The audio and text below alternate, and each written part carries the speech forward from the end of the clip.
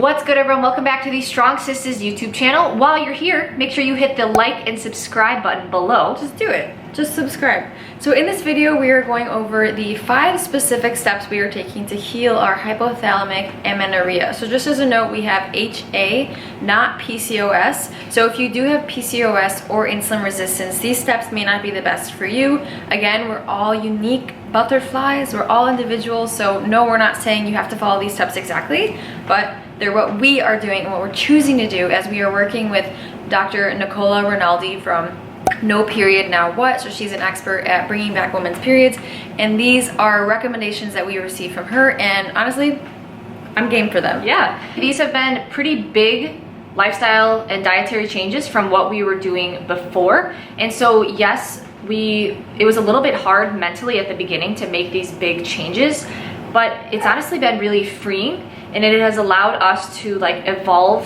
and redefine how we view like our optimal health and our optimal health journey. So just a reminder again, context is key. We are in no way saying that everyone should follow these guidelines. These are for our healing journey. So yeah, let's get into what we're making. The first one is that we are no longer fasting at all. So guys, it's not even just breakfast. We're having a pre-breakfast. So before we go on our morning walk, we are sipping on some, I don't know if you can see it, this is some raw goat milk. Raw goat milk in there, and of course we have our matching Halloween cups. Cheers. So this is just step 1, not having any sort of negative energy balance throughout the day, and we'll go over that when we return from our morning walk.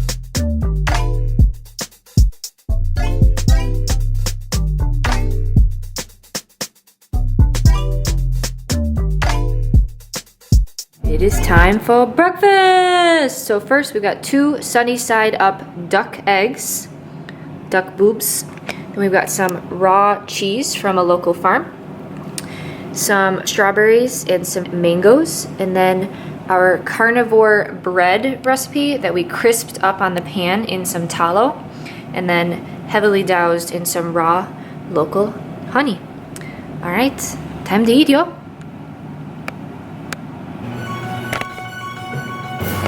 Yum, yum, yum, yum, yum. Delicioso. That breakfast was excellent. We realized that we never even explained what hypothalamic amenorrhea is. So amenorrhea as a whole is just a loss of period. Hypothalamic indicates that there's something going wrong with the hypothalamus. It is very sensitive to stress and energy availability. Yeah, so it's likely a lot of stressors on your hypothalamus that is causing your lack of period.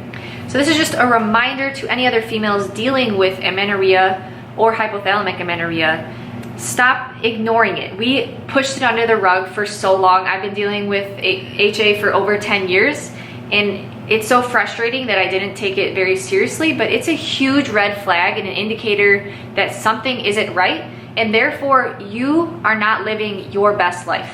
I think as a whole, hormone health should never be pushed under the rug. So this applies to males too. If something going ain't right down there, experiment and find what works for you.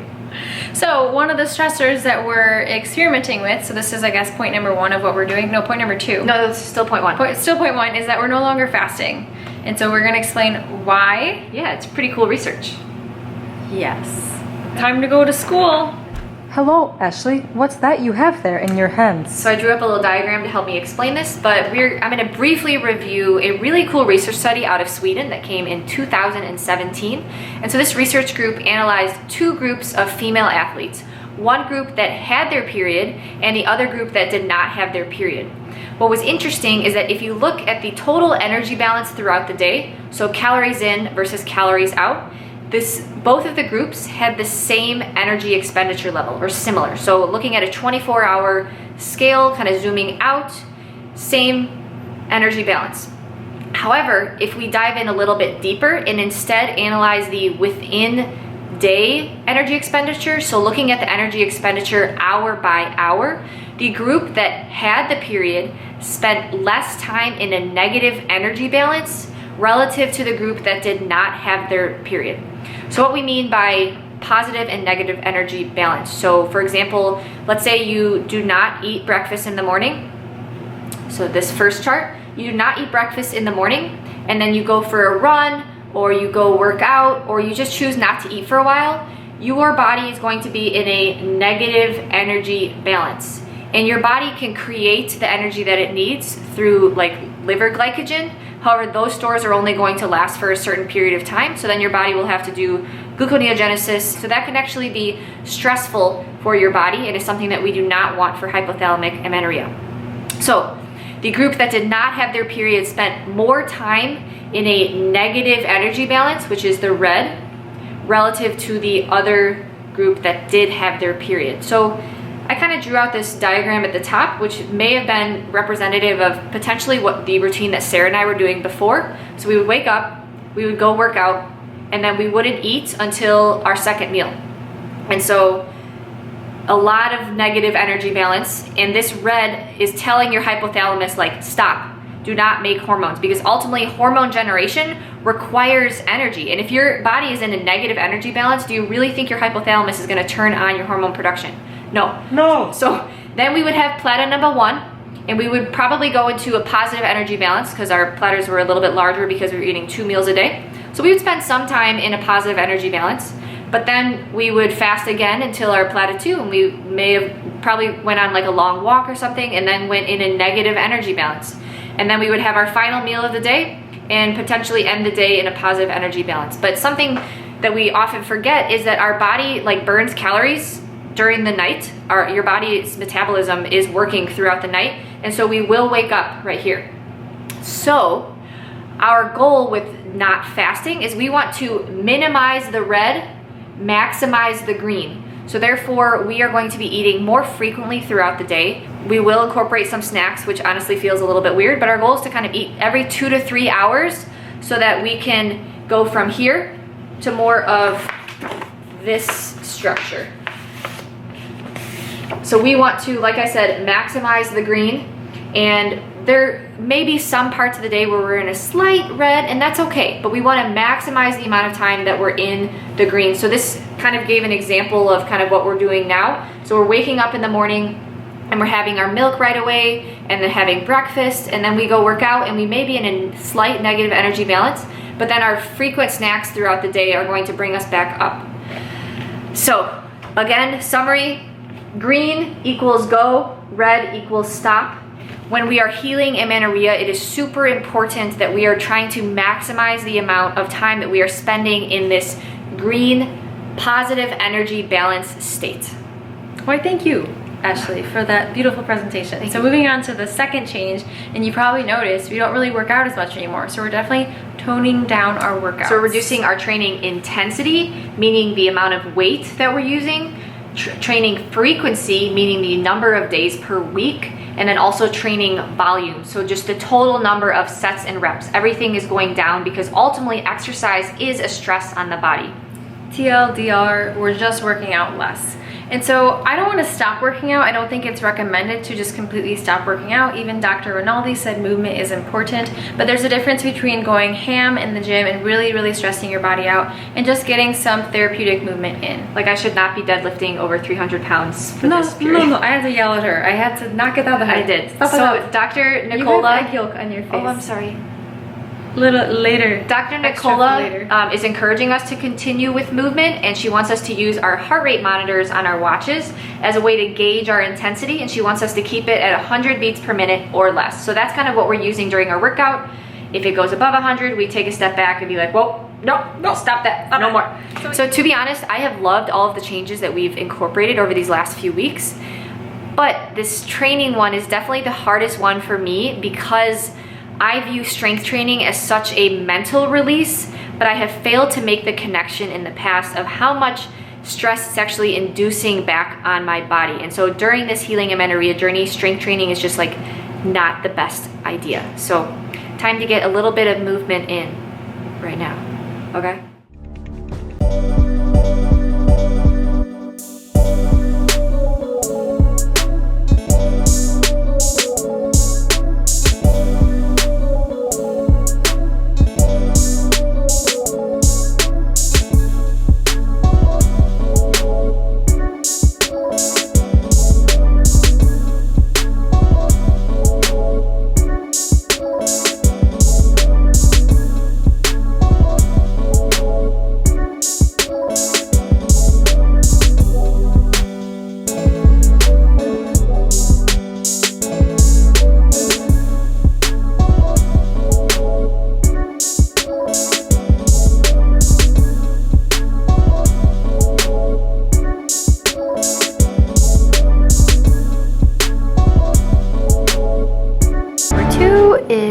take on spaghetti and meatballs. So we have some beef and liver meatballs. There's about 14 or so.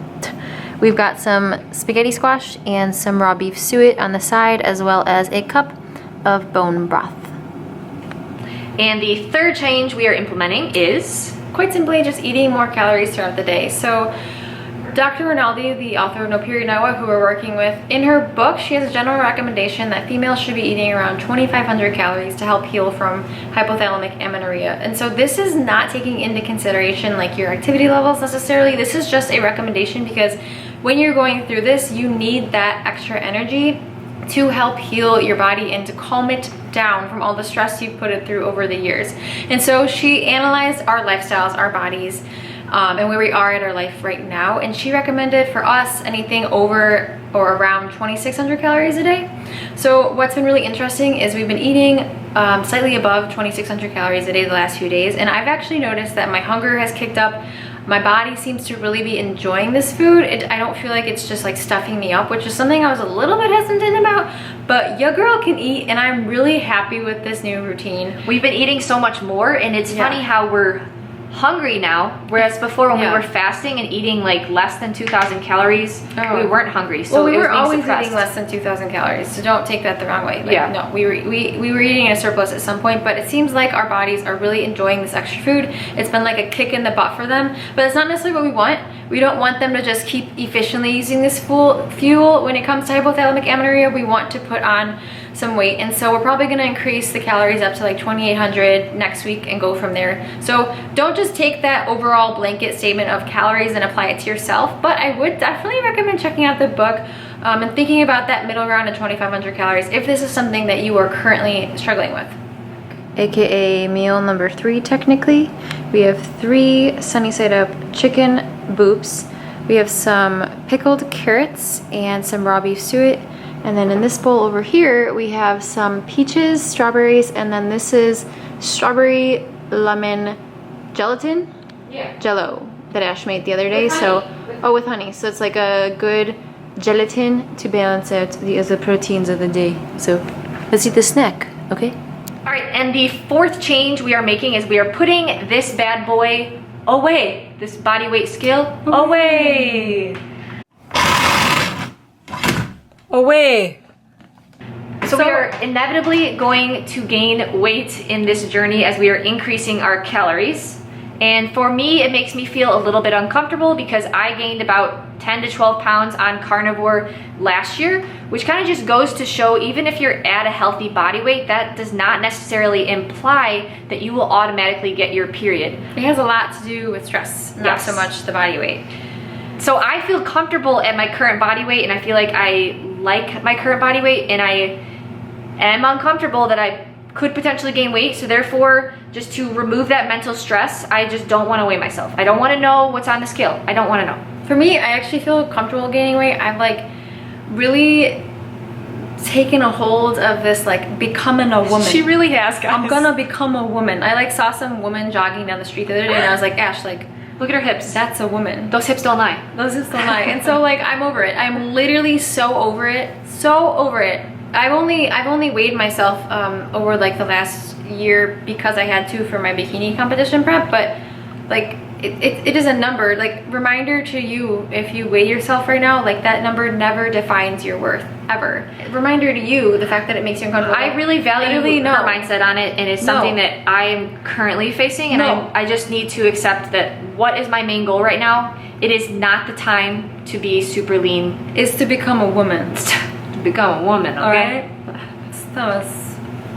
Okay. So scale away. Join us. Join us. Scale away. And the fifth and final lifestyle change that we are incorporating right now is adding in carbs. The carbs. So we are no longer strict carnivore and are, including benign, low toxic carb sources to our platters, which are animal based. Yes.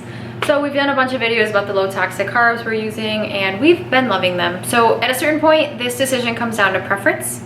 We want to add them in. We've been talking about it for quite some time now, that strict carnivore 100% for the rest of our lives wasn't going to be sustainable. So this was the perfect time to dive into a little bit different of a lifestyle dietary choice. Also, Dr. Rinaldi has seen several women go from a low-carb diet and incorporate some carbs into their diet and find success with healing hypothalamic amenorrhea, whether that's anecdotal, I don't know, but why not try? Another reason is gluconeogenesis can have a stress response on the body. I'll link an article from Chris Masterjohn in the description below. We are not an expert on that, so I will leave it to him to explain that to you. We are gonna film a future video diving a little bit deeper into why we're incorporating carbs, but in general, they kind of have like a calming effect. Yes. And there are some things in my life that are causing me stress right now that I don't have control of. Example, finishing my PhD, that is a huge life stress and is something that I have to deal with during this healing journey.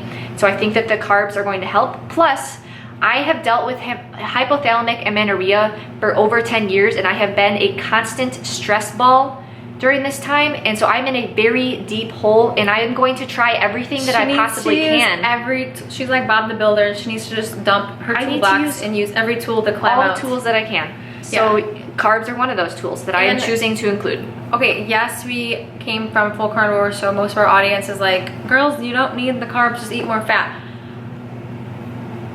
I want to eat them. I'm enjoying it. I feel excellent. I honestly haven't felt this good in a very long time. So thank you. May God bless you. Metabolic flexibility is real right now. Like, energy levels are really awesome right now. It's really cool to see. The way we described it in a live this way is like before, when we were doing the no carbs and the fasting, this is just us. Everybody's different. Yes, please. It felt like we had a corset and we were like really tied up tight.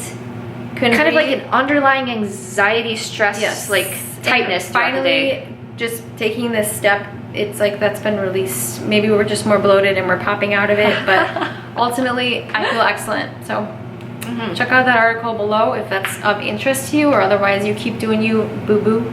Yeah. 2, 1. Promiscuous but girl, you're all I want. Oh, wrong words. Ready? Okay. 3, 2, 1. Promiscuous girl, wherever you are, I'm all alone, and it's you that I want. Promiscuous boy, you already know that I'm all yours. What are you waiting for? Promiscuous girl, you're teasing me. I'm on, and I got what you need. Promiscuous boy, wherever you are. Don't get mad, don't get me wicked, don't get mad, don't get me wicked, don't get mad, don't get me wicked. Okay, so short ribs, don't they really look like that pontoon boats? Not yeah, it's a pontoon boat. It's a pontoon So boat. we That's cooked this delicious. bad boy in our slow cooker for just 8 hours. We just put it on this rack in the slow cooker. 8 hours, that's all it took, and it's this beautifulness. Beautiful pontoon boat. Beautiful pontoon boat. And the final platter of the day. So first the colorful stuff. We've got some delicata squash that we roasted up. Some pickles that Say made. And then the beautiful short rib that we just sang to. It is so soft and tender and juicy. Look at this. Oh my goodness. Cannot wait to eat. Then a side of honey, raw honey.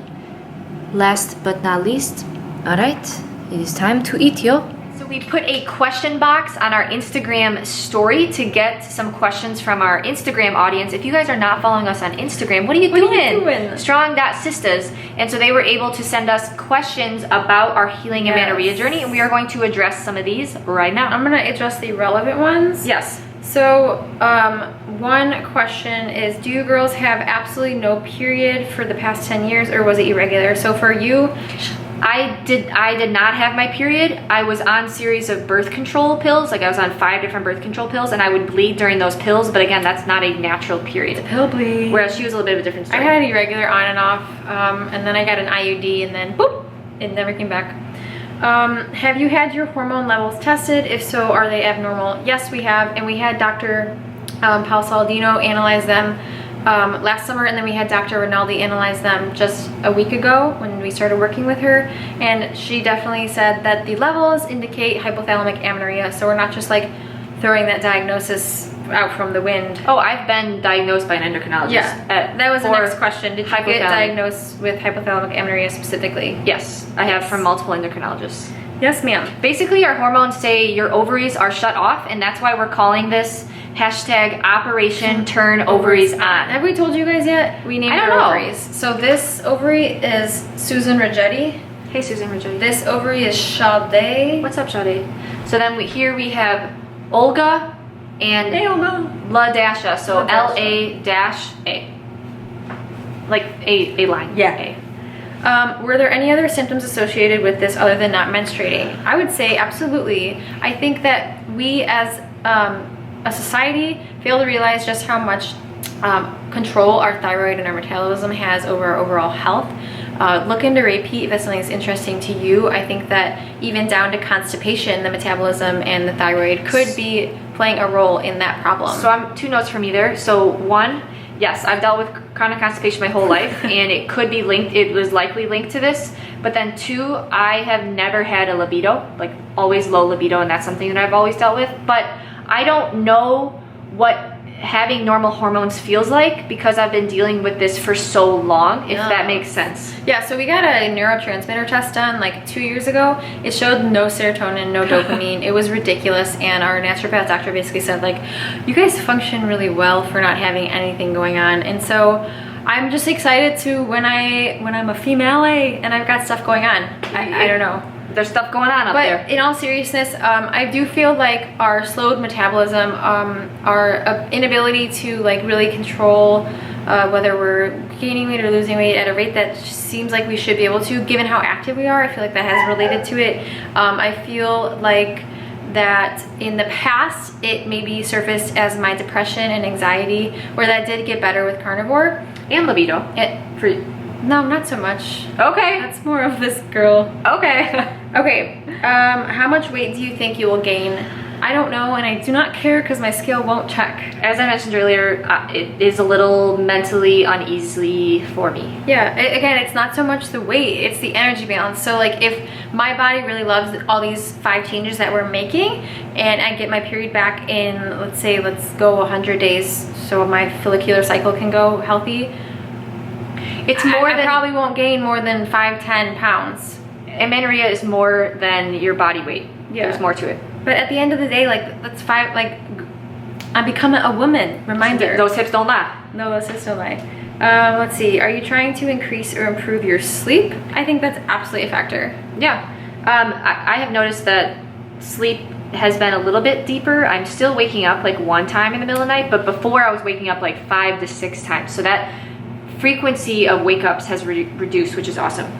How many carbs and calories are your goals each day? So we said the calories right now is 2,600, probably gonna be 2,800 next week, and carbs are around like 20, 22, 25% of that. So it can 20 to 25% from like 130 grams of carbs to like 150 grams of carbs. When you take that amount of carbs in the context of the standard American diet and the recommendations for carbs, that is still a low carb approach. Isn't the recommendation like 70% of your calories are carbs? Well, I think what's considered a high carb diet is around like 50 to 70%. So we're not doing a ridiculous high carb diet either. So yes, we are still keeping our fats high. Yes, but I mean, that's not to say that we're not going to experiment and have a high carb day and do like 50% or 70% of our calories as carbs. Yeah. Because at the end of the day, it's an experiment. Like Absolutely. Life will move on. We can always go back. We're always evolving. We're always evolving to find what's optimal at this point in our life. Yes. So along the same lines, do you guys have a targeted calorie intake per day, and do you eat intuitively? Lots of love. XX back to you. Like we've said, we do have a targeted calorie goal. I would love to eat intuitively. Right now, I do not feel like I'd be hungry enough to eat as much as I need to. At the end of this, you bet for the first time in my life, I'm going to eat intuitively. Dr. Nicola wants us to track so that we are making sure that we're getting enough calories in Absolutely. each day. Are you charting your basal body temps to track and see if and when you ovulate? Not yet. That's something that's like on our list of to-dos for sure. We need it's really to start interesting. Tracking our body temperature. Really interesting. And the whole tracking your pulse, I find that really interesting too. It's a good measure of how well your metabolism is Metabolism's working. Did you just jump into this, or were you thinking about this change over a longer period of time? To be completely honest, I have been thinking about this change for a very long time. I would say I needed to like jumpstart her into it. Yeah, so I was pretty discouraged after my series of endocrinologist visits, and the only solution that I was getting was the birth control. So at a certain point, you kind of just are like, well, this is something I'm just gonna have to deal with. And then Sarah kind of sparked a little bit more interest in it, and then that sparked interest in me, and then that ran like domino effect, and here we are. Here we are, okay? We can't do anything without each other. Are you keeping track of sugar and salt levels too? People have so many different opinions on it. No, we're not keeping track of sugar or salt anymore. We used to track our salt, but I felt like it was unnecessary stress. Sugar-wise, I'll link some things below on like the whole concept of eating fructose. Sugar is not bad. It's not necessarily a bad thing. I mean, yes, context is key here. Always remember that. If you have insulin resistance and your main goal is to lose a lot of weight, sugar is not the best idea. I mean, but like maybe it is for somebody. Like you don't need it though if that's your goal. So no, we're not tracking it. I'm not concerned. That wraps up the responses right now. If we get any more throughout the day, we will go over them later. Yeah.